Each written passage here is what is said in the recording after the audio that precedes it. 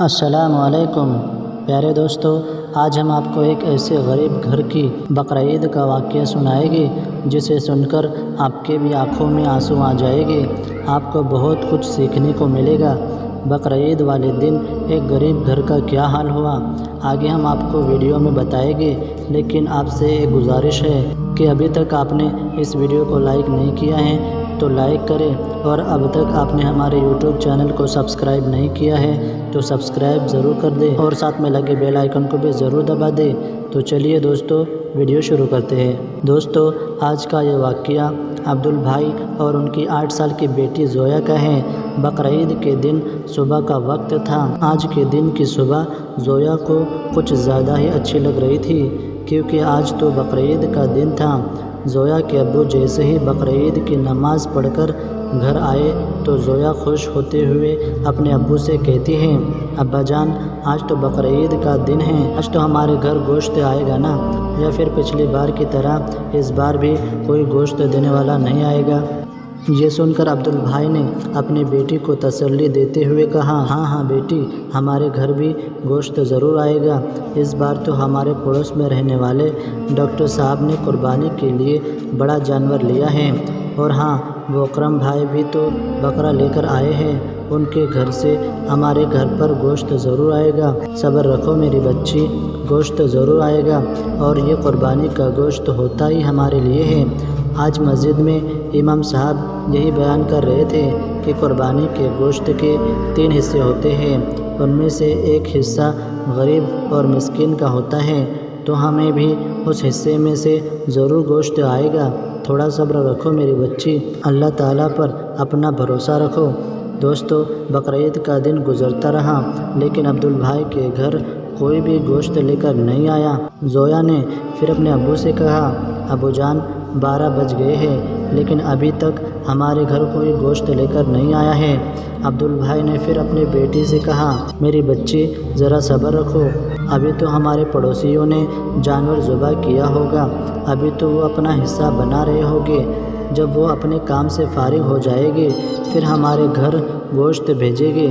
یہ سن کر زویا نے کہا، ابا جان، ہم غریبوں کو پورے سال میں بس ایک ہی بار جی بھر کے کھانے کو گوشت ملتا ہے، یہ امیر لوگ تو سال بھر گوشت کھاتے رہتے ہیں۔ زویا کی امی نے یہ بات سنی تو ان کو یہ بات سن کر بہت غصہ آ گیا۔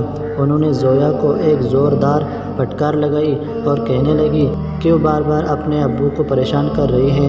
تمہیں دکھتا نہیں؟ تمہارے سوال سن کر تمہارے ابو کتنے مایوس ہو گئے ہیں؟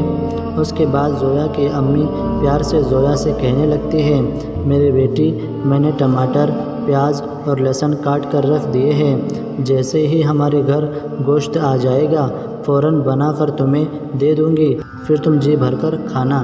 ذرا صبر رکھو، اللہ تعالیٰ پر بھروسہ رکھو۔ دوستو، ایسے ہی دن گزرتا گیا، لیکن کوئی بھی عبدالبھائی کے گھر گوشت لے کر نہیں پہنچا۔ اب تو زویا کے گھر والوں کا بھی صبر ٹوٹنے لگا تھا، کیونکہ اب تو دوپہر کے 2 بج گئے تھے۔ زویا نے پھر اپنے ابو سے کہا، ابو جان، 2 بج گئے ہیں، لیکن اب تک ہمارے گھر پر کوئی بھی گوشت لے کر نہیں آیا ہے، لگتا ہے پچھلی بار کی طرح اس بار بھی ہمیں قربانی کا گوشت نہیں ملے گا۔ یہ کہہ کر زویا رونے لگتی ہے۔ زویا کو دیکھ کر اس کی بڑی بہن اور اس کی امی بھی پھوٹ پھوٹ کر رونے لگتی ہیں۔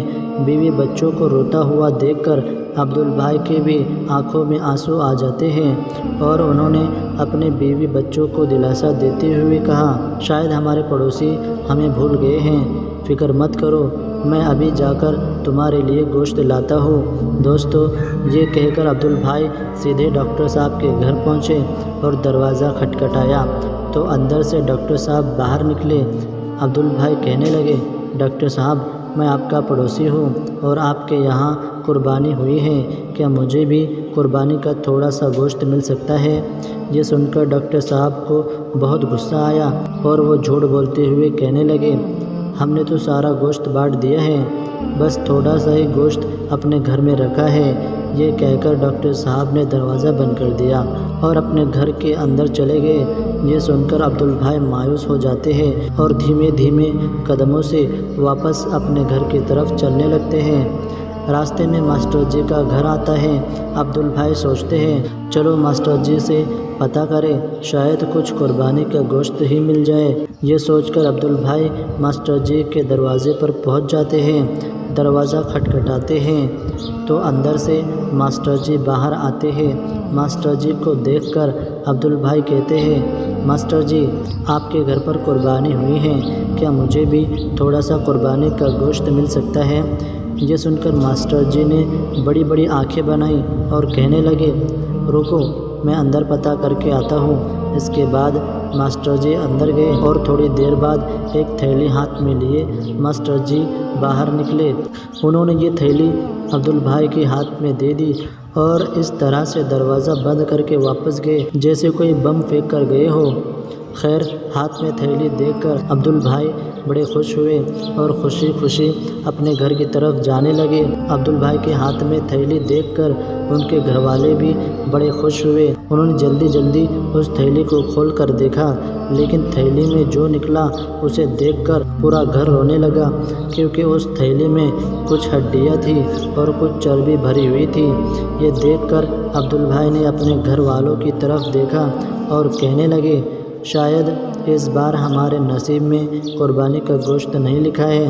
اتنے میں زویا کی امی کہنے لگتی ہیں اتنے ناشکرے بھی مت بنو، اللہ تعالیٰ بہت بڑا رحم کرنے والا ہے۔ میں نے ٹماٹر اور پیاز کاٹ کر رکھی ہیں، چلو میں آپ کو تیکھے چٹنی بنا دیتی ہوں۔ ہم یہی کھا کر اللہ تعالیٰ کا شکر ادا کرتے ہیں۔ اور پھر زویا کی امی چٹنی بنانے کے لیے کچن میں چلی جاتی ہے۔ اتنے میں باہر سے کسی کی آواز آتی ہے عبدالبھائی عبدالبھائی عبدالبھائی اپنے گھر کے دروازے پر جاتے ہیں تو دیکھتے ہیں کہ دروازے پر محبوب بھائی کھڑے ہیں۔ محبوب بھائی بازار میں چائے کا ٹھیلا لگاتے ہیں۔ ان کے ہاتھ میں ایک تھیلا تھا جس میں 3 سے 4 کلو گوشت بھرا ہوا تھا۔ محبوب بھائی نے کہا میرا بیٹا آیا ہوا ہے، شہر سے ہمارے لیے بہت سارا گوشت لے کر آیا ہے، ہم اتنا کھا نہیں سکتے، ہم نے اپنے ضرورت کے حساب سے گوشت رکھ لیا ہے اور باقی کا گوشت میں آپ کے لیے لے کر آیا ہوں۔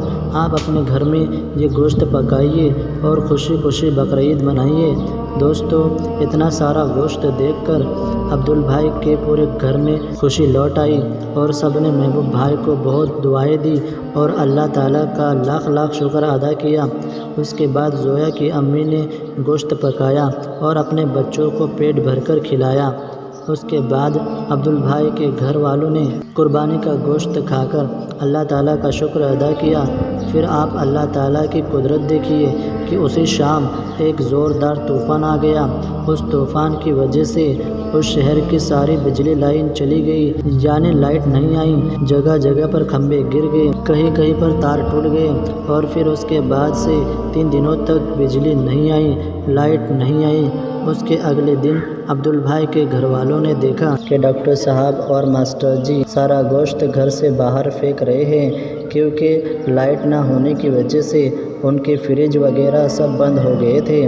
اس کی وجہ سے ان کا سارا گوشت خراب ہو چکا تھا، کتے اس پر جھپٹا مار رہے تھے۔ یہ دیکھ کر زویا نے اپنے ابو سے کہا ابو جان کیا قربانی کا گوشت کتوں کے کھانے کے لیے ہوتا ہے؟ یہ سن کر ڈاکٹر صاحب اور ماسٹر جی کی آنکھیں شرم سے جھک گئی۔ دوستو یاد رکھیں قربانی اللہ تعالیٰ کی رضا کے لیے کی جاتی ہے، نہ کہ گوشت کھانے کی نیت سے۔